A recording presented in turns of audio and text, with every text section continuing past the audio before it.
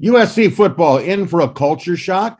Should Dante Williams stay or should he go? What will be Lincoln Riley's most important hire?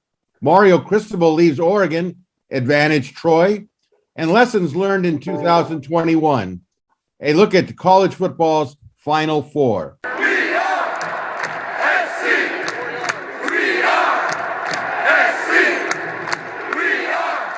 Hi, everybody. My name is Greg Katz, and we welcome you to We Are SC's Inside the Trojans Huddle Week 14. Inside the Trojans Huddle is a game-like panel discussion with We Are SC columnists and staff writers. Let's head right to the pregame show immediately. This is where we introduce our panel members of the edition of Inside the Huddle. We'll give you the latest USC Trojan football news in a moment here, but let's first meet this week's panelist, Mark Culkin. We Are SC columnist who writes the Monday Morass, Yay or Nay, Sunday Takeaways, and during the season, practice reports.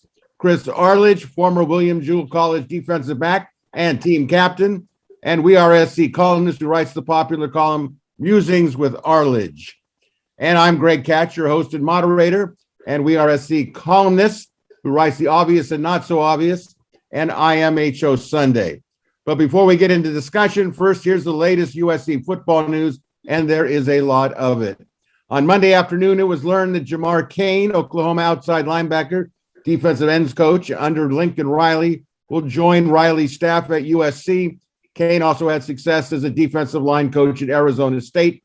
No word yet on whether Vic So'oto will return as a defensive line coach at USC. Also on Monday, defensive tackle Jacob Lichtenstein announced that he is entering the NCAA transfer portal. Lichtenstein will have 2 years of eligibility remaining. It's expected that more players will be entering the portal in the future. On Sunday, it was learned that former Tulsa offensive line coach Zach Hansen will be joining Lincoln Riley's coaching staff to become the Trojans' tight end coach. Hansen, a former Kansas State offensive tackle, coached the Tulsa offensive line for 2 seasons after coming over from Oklahoma.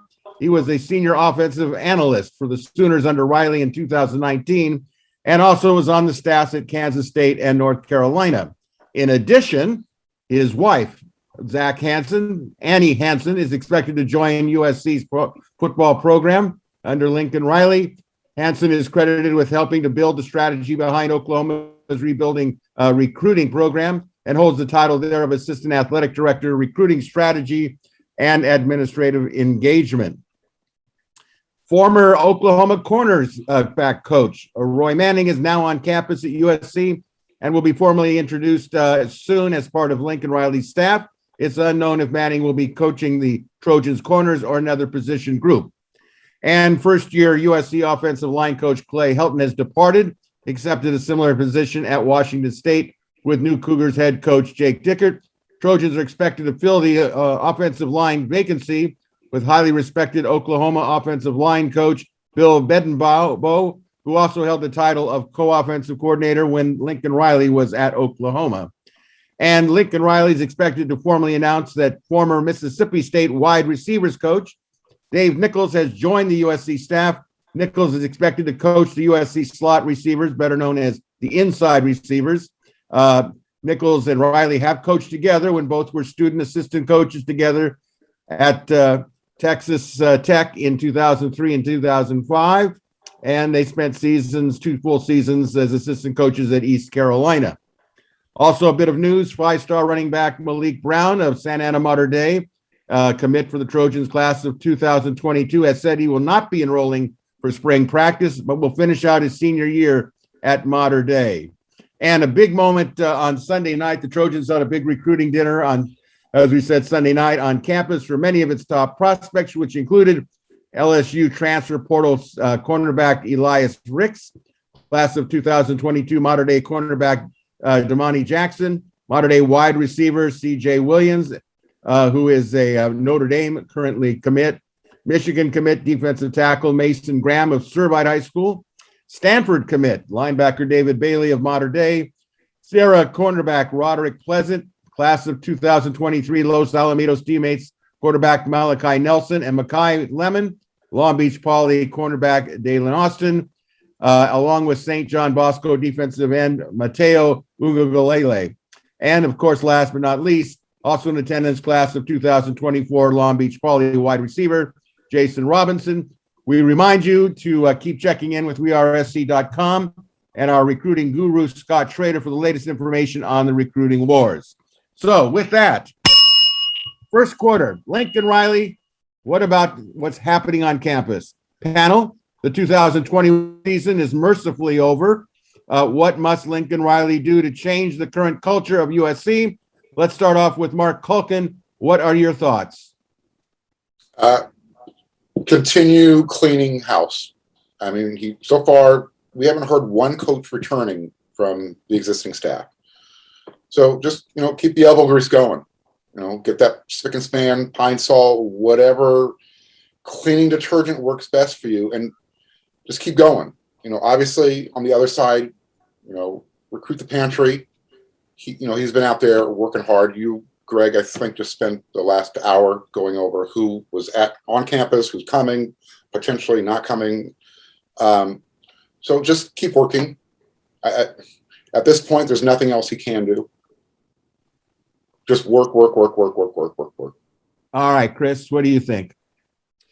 Well, he needs to raise the expectations and change the work ethic, I think. Now, look, I don't spend time watching the guys in the weight room or watching the off-season workouts. But the impression you get watching USC over the last few years is they are not working as hard as the other top programs around the country. And you certainly got the feeling that Clay Heltman's staff were tolerant of a lot of stuff that you shouldn't be tolerant of. Stupid penalties, bad mistakes, a lack of focus, sometimes a lack of effort. And Clay would excuse those things and call the guys warriors in a way that I think would have been shocking to a Nick Saban, right? I think Saban would have seen that stuff and he would have gone off on his team. You're going to have to raise the expectations. You're going to have to insist on hard work. You're going to have to insist on discipline. And I think he's going to take these guys out of their comfort zone. The comfort zone did not put USC football into a very good place the last few years. This was probably the worst season I've ever seen for a USC team. It was painful to watch almost every week. So I think Riley is going to be ruthless about getting people outside their comfort zone and really pushing. And I think he has to. And the last thing I would say is I don't know what USC football was about under Clay Helton. I think I knew what USC football was about under Pete Carroll, and I think I know what Alabama football is about under Nick Saban. I don't really know what USC football was about under Clay Helton. But if you want to lead an organization, you have to make clear to everybody what the vision is and what you're trying to be.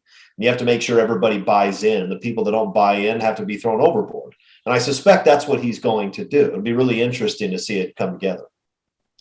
Well, I'll tell you what, some good thoughts there. My take on it is simply he's going to do a complete ruthless, I feel no pain when I do it, change entirely of USC football. I think that it's going to be such that obviously you bring in a whole new staff. I think that goes without saying. We'll talk a little bit about that in a moment. I think there's going to be a big roster change, both voluntary and involuntary. I think the message that was sent on Saturday night was, this is one messed up program. This is one messed up team. I don't like seeing some of the players like Slovis and some of the others who came up to the Bay Area to support their team. And then others like Drake Jackson, Chris Steele, no matter what the excuse was, it just was not a good look. It was almost like, okay, you guys go play.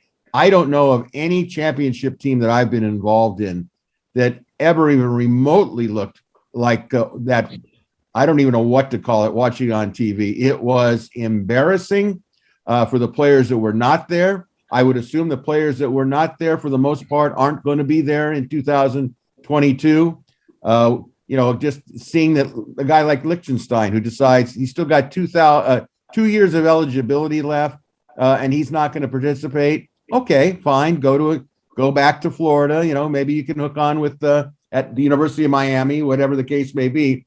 But I think Lincoln Riley has got to make it a complete makeover of the staff because you're getting rid of attitudes.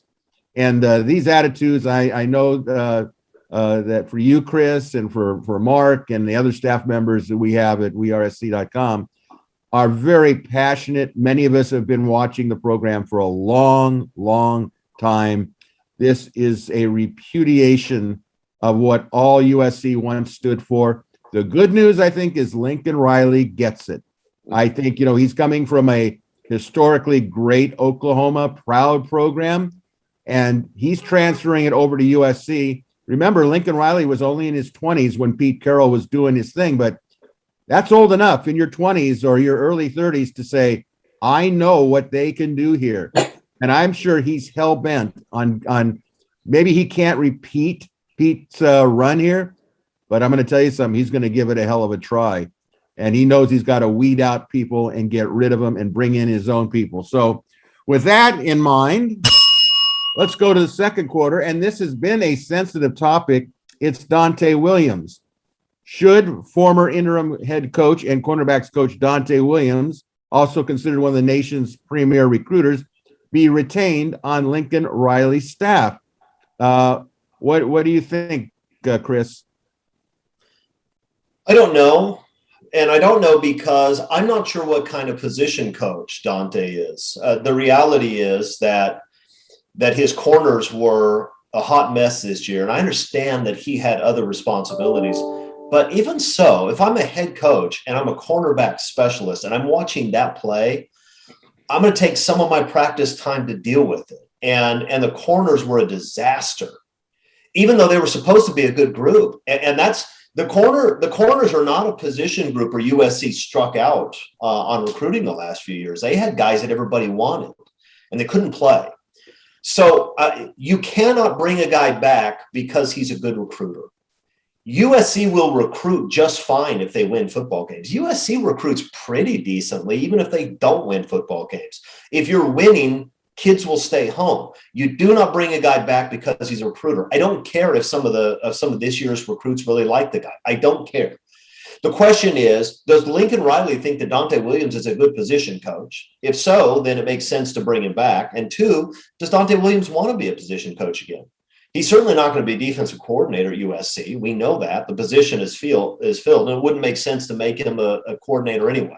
That we have no indication he's ready for that. So if Lincoln Riley brings him back, I think it's because Riley thinks he's good at getting the corners up to speed, and I'm fine with it. If Lincoln Riley decides he doesn't want him back, I'm fine with that too, because at this point, there's no indication or no empirical data, we should say, that would lead me to believe that Dante Williams is actually doing a good job even as a position coach. So, Mark, what do you think? Does he stay or should he go? If you're the head coach, what are you doing with him? Yeah, it's a difficult decision. I'm with Chris a little bit on this. You don't know, but I lean with no. And I go back to my opening point. Lincoln just needs to be very antiseptic with this. Just clean it out.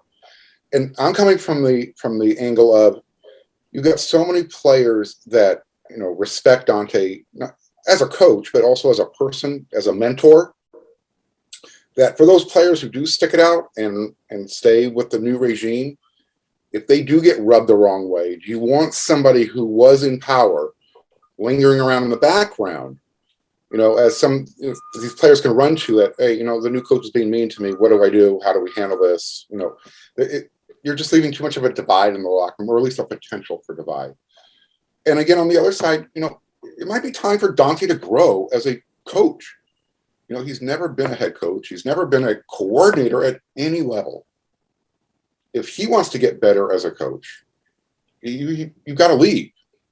Because, Chris pointed out, he's not going to be the DC here. Roy Manning is coming. I think for all parties involved, it's probably best that, Dante take this opportunity for growth, as well as giving USC just a clean slate in the coaching room. And to, Chris's point about as far as do the cornerbacks get better? Yes and no. You saw a little bit. For example, I'll use Chris Steele, for example. The second half of the season, he actually performed better because he was humbled. He used it as, all right, you know what? I can't let my passion and my emotions show and always get the better of me. And he really tried to focus on that. So in that regard, maybe Dante did have an effect, but everything else I think weighs to the other side. Is just how good of a coach he possibly is, evidence or not. Everything else that I laid out, I think you got to get Dante's got to go for those other reasons. Sorry. That's all right. That's why we want your opinion, Mark. And by the way, nice hat. I like you have it reversed there. You look like you're 19 years old again, I guess. Now, I'm not sure he really looks 19, Greg. We don't have to lie to the people. 29 works just fine too. Leave it to the Arledge to tell it like it is. Yeah. I enjoy it. All right, now let me tell you how I think about this, as though you really care. Dante Williams came to USC as the premier recruiter or within the conversation mix in the country, right? Well, we all know that you got to coach him as well as recruit him. And the best coaches are the ones that can do both. I think that Dante Williams was put in a terrible situation, no fault of his own. You certainly didn't want Orlando to be in charge of the program. He had enough challenges running the defense. And, of course, you didn't want Graham Harrell doing it because, if there needed to be any groundwork done as the head coach, he doesn't do anything on the ground anyway because he's too busy passing the ball. But that being said, I think that Dante Williams, and I hate to use this term, but it's the only one that's coming into my little walnut-sized brain, is expendable.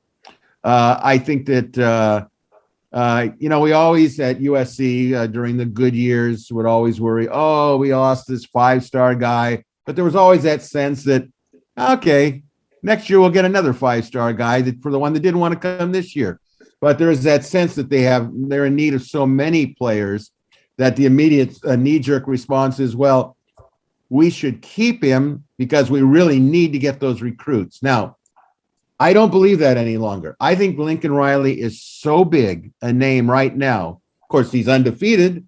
Okay, his defense hasn't given up any points. But I think that Lincoln Riley is so big right now that people are looking at him as he's going to change the program. Now, it is important to know who your position coach is. Don't get me wrong. But I think that if Dante went to Washington to be the rumored defensive coordinator, good for Dante. Good for you. But USC is going to be fine. In fact, I was just given a phone call before we were doing our little thing here that once the word was out that Mario Cristobal was gone and all those recruits that Oregon had, that USC immediately sent a recruiter down to San Diego to make immediate contact with the two guys that were defensive backs that were supposed to go to Oregon. And I see this timing, just selfishly, impeccably great, okay, that this is all coming together. Some guys, they just get things like Pete Carroll, the Midas touch. Everything happens both inside and outside, which is going to bring us to halftime. And the question is, with halftime, seeing all this excitement that's being built up, with the hiring of Lincoln Riley, how much more of a home in attendance increase do you expect for 2022? Chris, what do you think? Well, I think that we'll have a higher attendance than Allen High School out here in Texas, which I don't think was the case this year. Look, I think you're going to see an immediate jump, but it's really going to take off if Lincoln Riley's offense does what I think he can do, because I think he's going to have the skill position players and the quarterback, and with his X's and O's ability, I think we're going to see a remarkable jump in offensive performance. I think we're going to see a lot of big plays. It's going to be exciting. USC football won't be boring anymore, and if you want to bring people in LA, then you have to win and you have to be exciting. I think that's going to happen. So I don't know if he's going to be selling out the first year, but he may get close. And if he does what I think he's going to do by year 2, I think you can be back where it was in the Pete Carroll days, where the place is filled up. Now that there are less seats, it's going to be easier to fill it up. Mark, what do you think? Are the folks going to return from exile? Yeah, I think, Rick Caruso is going to be correct with his statement when he introduced Lincoln Riley, when he pointed over his shoulder saying that'll be the last time you see it, looking like that. Rice is going to be playing in front of a sold-out Coliseum when USC opens their season next year. Now, will they sell out every game? I agree with Chris, probably not. But, to his points, it's going to be exciting again. The fans are already signing back up. The athletic department tweeted last week, they're having record number of season ticket sales again. I put out a little tweet. A friend of mine said he's not moving to Portugal anymore. He's buying 2 season tickets, and he lives on the East Coast. So there's excitement again, and that's the biggest result of the Lincoln Riley hiring. To go out and get that big name that you're not going to get a Nick Saban or an Urban Meyer. So to get the splashy name was the right hire. Financially, the perfect decision. And you're going to get positive results with it as well. So again, if USC wins, everything's great. He's going to get a year and a half to show that he can win. After that, the not another cent crowd will be right back out there again. Well, I'll tell you what, I would be pleasantly surprised, but I don't expect the Coliseum to be sold out for Rice. But I do a significant increase, no question about it. Yes, I agree that the Coliseum is no longer 92,000, but 77,500, which is easier to fill. I think the curiosity factor is there, but I think the most important thing right now is hope and enthusiasm is currently back. I have friends of mine who, they couldn't sign up fast enough as soon as Riley was named. But I do have friends of mine who said, I'm excited, but I'm cautiously excited. I don't know if I'm ready to jump right into renewing my season tickets. Doesn't mean I won't go to games, but I think has a chance to really blossom. When Pete Carroll first got the USC job, one of the things he said in his opening press conference is, we're going to fill the Coliseum. And I remember saying to myself, are you on LSD? I had a hard time believing it, because even some of the biggest games that SC has played, it wasn't always totally filled. But it was a big crowd. If Oklahoma came in, there'd be a nice crowd, but it was never like Notre Dame maybe or UCLA. But, I was a believer after Pete had hit that mark. I couldn't believe seeing 92,000 people in the Coliseum. I just remember the Cal game, and people were actually in their seats a half an hour before kickoff, and the place was going nuts. And I like to think that all those people have those same memories and want to see that again. And if Lincoln Riley can present the type of program and get us off the ground quicker than maybe reality is, I think that there is a strong chance that as the season progresses, and if they do well, you're going to see a big increase in attendance. It will be really worth watching. Come on. They open up with Rice. There's a win. They're going to play Fresno State, new coaching staff. That should be, I'm not going to say a win, but they should win. And then you go into the Pac-10 play, and of course Notre Dame will come at the end of the year, but that's so far down the line. And I don't think SC fans have low expectations. I think they have high expectations. And I think that for a limited time only, they'll hold their nose on the losses as long as the team is competitive. They're entertaining, but there will come a point, maybe in that second year, where they say, you know what, Pete Carroll, look what he did in his second year. And that goes with the territory. And let's be honest, if you're getting paid $110 million for 10 years, you've got to produce. It's all on him. It's no longer on the SC Athletic Administration. They've taken a lot of heat, well-deserved, I might add. But now it's all on Lincoln.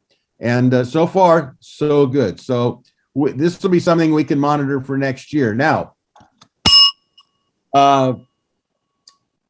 what do you think as we head into the third quarter is going to be the effect of Mario Cristobal leaving Oregon for Miami? What do you see as the fallout? both on the field, recruiting wise. What do you think that this is going to have? What effect overall? Chris, what do you think? Well, I think that the Pac-12 has room for two good programs. I think USC, when they're doing things well, and hopefully we're going to start doing that again, is a top 5 program. I think there's room for a top 10 or 15 program. For a while with Pete, it was Tedford's Cal program that was there. Then you saw the rise of Oregon. For a while, it was Oregon and Stanford. I think that's how much talent there is. You can have a top dog and somebody else that's sort of nipping at their heels and gives them a big game every year. That was supposed to be Oregon, and maybe it still will be. Oregon's the only, because UCLA doesn't really try very hard. Oregon may be the only program other than USC that can recruit nationally. They do have a brand. And they have a history for the last 8 years or so of recruiting against some pretty lousy USC teams and stealing some guys out of SoCal. If Cristobal stayed, I still think he'd take a step back, but I think he could have a top 10, 15 program and continue to run at a pretty high level. Without him going, who knows? We know how hard it is to hire successful coaches. We've seen it over and over again. And so I'm not sure what's going to happen with them. A couple other points about Oregon. One, I'm going to take a certain amount of personal satisfaction. I'm going to glove. And everybody knew that was coming. Look, I can't stand Oregon football. I love it when things go badly for Oregon. And think about the weekend that they just had. I mean, could it be any better than that? An absolute beatdown on national television, a humiliation. And then their coach leaves for greener pastures, which is strange going from Oregon. But by the way, notice that once again, a coach is treating Oregon as a stepping stone to another program. Hey, Oregon fans, your program is not a destination program. It is not a blue blood. It's a solid second-rate program in a lousy recruiting ground, which means that unless you can steal guys out of SoCal and Texas, you're not going to be any good. Mario Cristobal knows that he can go to Miami and he can pull 7 future Pro Bowlers out of the zip code that Miami sits in. You can't do that at Oregon. That's why Oregon's not going to be a real football power. Not ever. Top 12, top 15, sure. But not any better than that. You guys will never be any better than that. Sorry. Well, are you sorry, Mark, the plight of the Oregon Duckies? No, I got very little ad because Chris stated it so eloquently. Oh, nailed it! I know. Beautiful, Chris. Continue. Yeah. The whole premise is Oregon is not a destination job. So, even with a Mario Cristobal there, he's looking at greener pastures. Miami, as crappy as they've been, which is actually crappier than USC has been, is still a destination job compared to Oregon. So even when you have Uncle Phil Knight's money, backing you up, it still doesn't matter. And, Chris touched on another point. They were recruiting like crazy. But USC was not exactly doing it the USC way. So again, it's not like we were making life difficult for them up there. So the Pac-12 or the Pac-10, as you guys subliminally say every now and then, which I kind of appreciate. It's always going to be Chris. Excuse me for interrupting. Chris says that, or I say that? Both. Last week Chris dropped one in too. Good, because I like to be associated with Chris because he's a winner, and this is important to me. This is my vision for the conference's future. We're going to cut a couple people. In other words, it's addition by subtraction. Oregon's one of them. They're out, and now I'm taking applications. I'm looking strongly at UCLA right now. Go ahead. No, so with Mario leaving Oregon, and Oregon has been carrying the mantle for the Pac-12, for the last 5 to 10 years, if you want to give them that much. It's going back to what it was. USC's got the marquee coach, and everybody else is going to be chasing them. So now it's like, all right, Mario's gone. Are they going to go rip Chip Kelly away from UCLA? And now what does UCLA do? Who are they going to go get their coach from? ASU has issues to deal with. Is Herm Edwards going to be there or is, the NCAA going to come and say, get rid of him? Lincoln Riley is joining USC around the same time in a similar circumstance that when Pete Carroll took over. It was a mess. And there's a real opportunity right now for a huge run that USC can go on if they get their, if all the dominoes fall in place for USC while the dominoes are falling all over the place for everyone else in conference. Well, I tell you what, I think that this is a really unique crossroads for USC when it comes to dealing with Oregon. And we're going to see that now that there's no Mario Cristobal, all those recruits that Oregon has. And I'm looking at one in specifically wide receiver safety from Servite High School, Teteroa McMillan, the type of guy that should be going to USC. I understand why guys weren't going to USC. That wasn't hard to understand at all. But now this idea that, 180-degree turn, is he going to take a recruiting visit to USC when they have the big recruiting visit weekend here in a weekend ago coming up, is going to be a real indicator. If SC gets 3 or 4 Oregonian commits, they're in trouble. I think what's a unique, I'm surprised Chris didn't bring it up because I know that he follows such. Do you realize that for the bowl game that Oregon and Oklahoma are playing each other, neither team is going to have a head coach? I thought that was really a unique situation. I agree with you guys that, look at Oregon has always been a step ladder for somebody, which to me made the Notre Dame thing more unbelievable, that someone would leave Notre Dame for another school, LSU, in a difficult conference. Notre Dame really has it made where they're at for the most part. But you don't see Oregon is not Notre Dame. It's moving up. I think everybody in the world saw that Cristobal was going to leave if he got an opportunity. It was my understanding his wife hated it in Eugene, which is understandable if you've been to Eugene. After a couple 2 or 3 days, you go, oh, this is really pretty. The squirrels and the trees and the lakes. But I think after about a year or two, you go, this is getting really boring. When your big trip is to Portland, to have a big evening on the town, you got a pretty limited entertainment area. So it'll be interesting to see how Oregon rebounds from this. I think they'll get a good coach.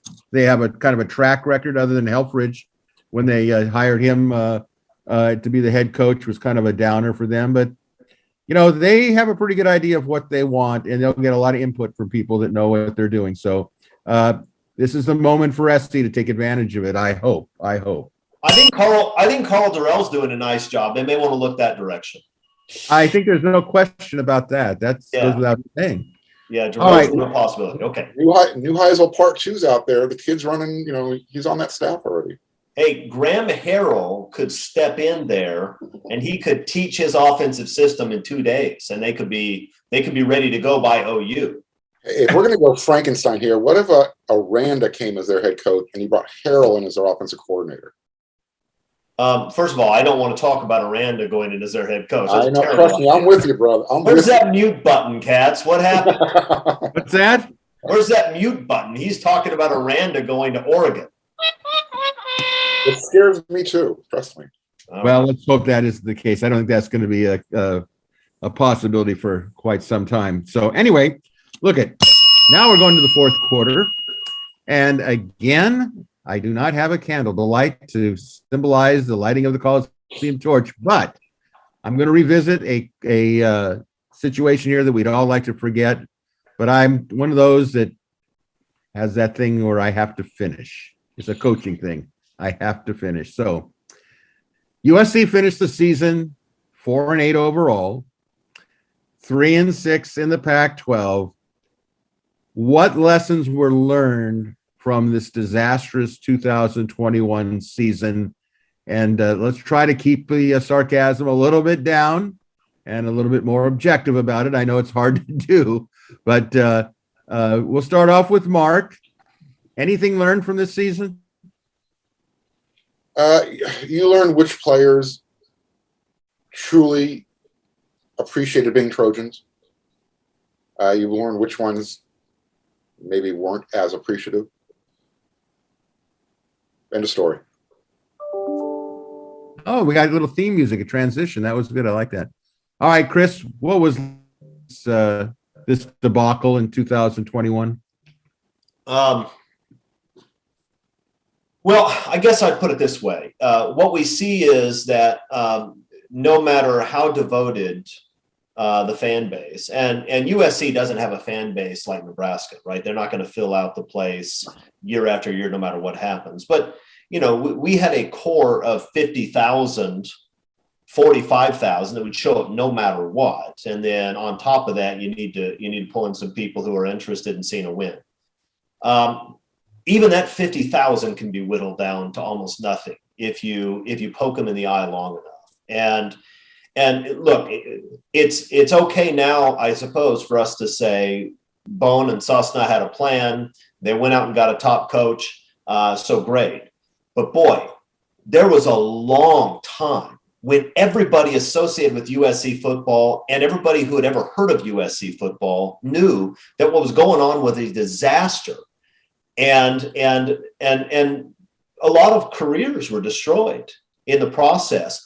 A lot of the value of the brand was lost during that time period, and a lot of people who would be paying money and driving to the Coliseum to see games just stopped doing it because it was horrible to watch.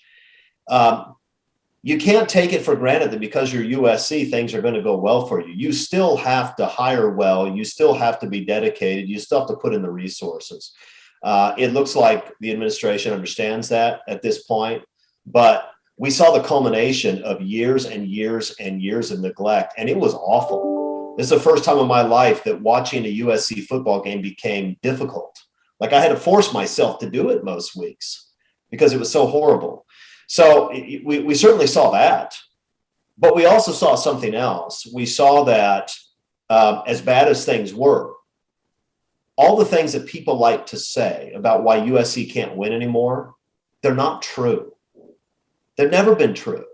Those excuses were made before Pete Carroll came. Those excuses were made before Lincoln Riley came. And Lincoln Riley, who knows a whole lot more about college football than any of us and any of the people watching this, looked at USC and said, that's a place you can win big. You can win there bigger than at OU. You can win bigger than at LSU. That's a remarkable statement of faith. And he's banking his whole career on it. So as horrible as things were, somebody as talented and smart as Lincoln Riley looks at it and says, that's temporary. And guys, thank God that's temporary because that was horrible. Horrible. You're right. He's banking on it. 110 million, Chris. He's banking on it. Yeah. So. Oh, you would have paid him the money too. Okay. He could have gotten the money somewhere else. He could have gotten the money from LSU. But he thinks he can win big at USC. I hope he's right because I can't wait to see it. Me too. Well, I'll tell you what, I think there was a big lesson here. I think it's not a shock to anybody, but for the last several years, many of you, me, our listeners, our viewers have been saying this and out of control, going downhill. Where is the bottom? When is the bottom going to take place for the season 2021? To me, the previous 2-3 years, at least 3, was yelling, screaming, do something about this. And the people in power didn't do anything about it. And this is what they got. They got a call if anybody showed up. They got things like, they can't have games earlier than 7:30. Okay. It was just like, you knew this was going to happen and you let it happen. You know what? I'm sorry. I cannot buy into, well, we had to get the house in order with the recruiting. We had to get, this thing fixed before we could approach a big time coach. I don't buy any of it. Pete Carroll, John McKay, they didn't have facilities like Oregon. They didn't have facilities like Oklahoma. And I've been in Oregon's facilities many times. You know what? It's about winning. LA, nobody can beat SC, honestly. it just has too many things going for it. If the right person like Pete Carroll or John McKay, even Larry Smith in his first 2 or 3 years, look at this is what the sleeping giant's all about in college football. You put a Lincoln Riley in there, but again, I will just say this. Although I applaud Fultz and Mike Bone and Sosna for coming up with a plus pick, something. Some of these people, and let's throw in Rick Caruso while we're at it, the chairman of the board, who did say we'll get an all-world, world beater coach, which they did. Credit to him, no doubt about it. But look, you know what? You let it go to this point. When you saw lost dollars, when you saw this magnificent, if you want to call it that way, press box and suites and people trying to get out of their contract to be the suites, you waited till SC was in the very corner, caught between, what are you going to do? We either let it all go to hell after generations and generations of legendary, storied greatness, or you're going to do something about it. It should never have come to this point. Never. And I'll tell you, if I'm the people at Georgia Southern, what were you thinking? All you had to do is look at USC this year, and you know what you're getting. And those of you that might be watching or listening in Georgia, I have nothing against you, where you are, where you're from, and Statesboro, good for you. But I'm telling you, if I was a real fan of Georgia Southern, I'd say, didn't you even pay attention? Did you not see what happened to USC? Who do you think was in charge the last 6 years? Santa Claus? It is embarrassing. We can all hope that we never, ever have to deal with this situation, that if it gets bad in the third year of somebody's football administration, that SC does something about it and doesn't allow it to get to this depth. That's what I take from the lesson learned from this season. If you don't do something about it earlier, it's like medical issues, anything else. This is where you end up not a very pleasant place. So let's go to overtime very quickly. Panel, your thoughts on the 2021 college football playoffs, the final four teams, Alabama, Michigan, Georgia, and Cincinnati. What do you think of the field? Who do you think could win it? Mark, what do you think? I think Nick Saban proved that he is still the man to knock off the top of the mountain. Georgia was expected to just roll through and finally get that national championship since 1980? And no, Alabama rolled up another Heisman Trophy, which, by the way, is a quarterback from modern day. So they have more than how many NCAA schools? They're going to more than likely win another national championship. So regardless of who's in the field, I think it's great Cincinnati is, kind of broken through the ceiling. That'll be interesting to see, if they can give Alabama a game. They might for a half, but then I think, Alabama's depth is just going to take over. Nick Saban's genius at making adjustments is going to take over. And if, let's face it, Cincinnati's quarterback goes down, doesn't matter. So, I think Michigan is a wild card, only because they kind of have everything rolling for them right now. But again, it's Alabama's to lose. All right, Chris, your thoughts on the Final Four? You never, ever bet against Nick Saban. Yeah. And look, the reality is that if you want to beat Alabama, you have to score a lot of points.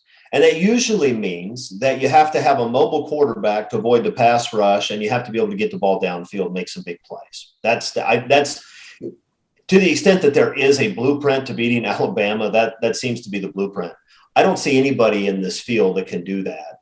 Georgia is questionable at quarterback, and you cannot just line up and run the ball against Alabama. Michigan's the same way. Michigan's not going to be able to just line up and run the ball against Alabama. I don't care how physical Michigan is. They're not going to be able to do it. And Alabama has athletes all over the place, and they have Nick Saban. So Alabama is going to blow out Cincinnati, and they're probably going to blow out Georgia a second time, is my guess. And I hate it because I don't want them to keep winning, but it's hard not to tip the hat at what Nick Saban has built. It's extraordinary. Well, I concur with what most of you said here. I keep thinking that Georgia maybe make a change at quarterback possible. And what would happen if JT Daniels is quarterbacking Georgia? And then you have Bryce Young quarterbacking Alabama, two modern day quarterbacks that are in the southeast part of our country and watching what's taken place. Believe me, I have no problem with those guys going there when Clay Helton was the coach. No problem whatsoever. I think it would have been malpractice to sit there and get in their face and say, how can you leave USC? My thought would be, look, I'm Cardinal and Gold through and through. How couldn't you leave USC? It was a disgrace. And I think, again, when you look at Alabama, there's a beauty in watching what they are like. It was like Pete's years in the early 2000s, the 2003 team, the 2004 team. When they're that great, you have to appreciate what you're watching. I'll watch Alabama, and I think the thing that amazes Alabama is there's no Najee Harris attack. They're doing it because Bryce Young has turned it into a 7-on-7 passing league, and he's able to connect and make it almost look like Georgia. What? This is one of the great generational defenses. Really? I think Alabama has Georgia's number, just like when SC is good, they have UCLA's number. Okay, I think that Michigan. I like Michigan. I love the uniforms. I love the fight song. I don't have a lot of love for Harbaugh. I really, really don't care for him. But you know what? They are where they're at, and more power to them. I just don't see anybody beating Alabama. And if they win it again this year, I have no problem with that. And you know what? There's a lot of expectations on those players. I think they're now where they want to be. They have the goal in sight. And I've been on teams when they kind of futz around for a while. I saw it with John McKay teams. A lot of times they would not play to their best until they were playing a UCLA or Notre Dame. And once they were given that challenge, boy, did they rise to the occasion and play. So look, anything could happen. I think Alabama and Cincinnati, that's going to be a no contest. I think television has decided that because they put them as the first of the semifinal games. That's kind of like the preliminary bout. I think that Michigan and Georgia, I still think Georgia is under a lot of pressure because they've already found out, like a heavyweight champion, they've never been knocked down. They got knocked down, and they're going to think, are we not even going to get to the championship game? And Michigan thinks they're going to get to the championship game. I don't know whether they can do it, but it's going to be interesting. So that's kind of our take on that. It'll be fun to watch the end of it. I think it'll be more fun when SC is in it. But while we're waiting for that maturation process, this is the best we can do. So with that in mind, the final bell.